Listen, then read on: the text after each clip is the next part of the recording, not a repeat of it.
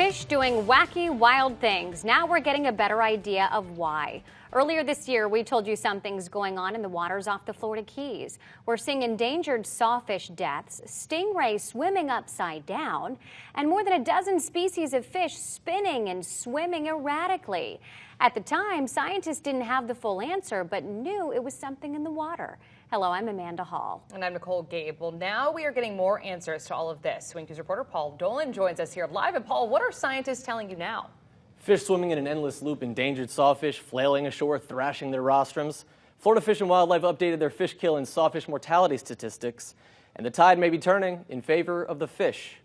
Endangered and facing a new threat. Basically, 10% of the population died within a couple of months. That's how the sawfish mortality and abnormal fish behavior event started. Numbers began dropping off since Florida Fish and Wildlife began listing sawfish mortalities weekly. Adam Brame from the NOAA Fisheries told me one reason that may be. At this time of the year makes these migrations up the coast. So they move up the Atlantic and Gulf coasts of Florida. So even if there was something in the water that was causing this, they're no longer there in the same density that they were earlier in the year. Mike Parsons, the director of FGCU's water school, explained to me how this could be associated with a harmful algae bloom. Seems to be related to toxins that are produced by benthic microalgae. They're related to red tide, but they're different. We saw a lot of them. They were elevated over the winter time, and now their numbers are starting to decrease. 54 sawfish mortalities reported since FWC began tracking the abnormal event at the end of January. The good news is, in the last 2 months, that number has only increased by 8. Compare that to the 2 months before that,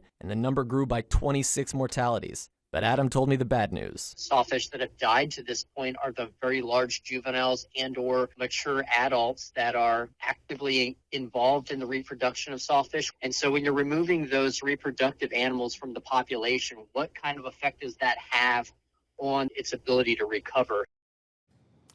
Despite the bad news, reported fish kills are also dropping. Look at these stats here.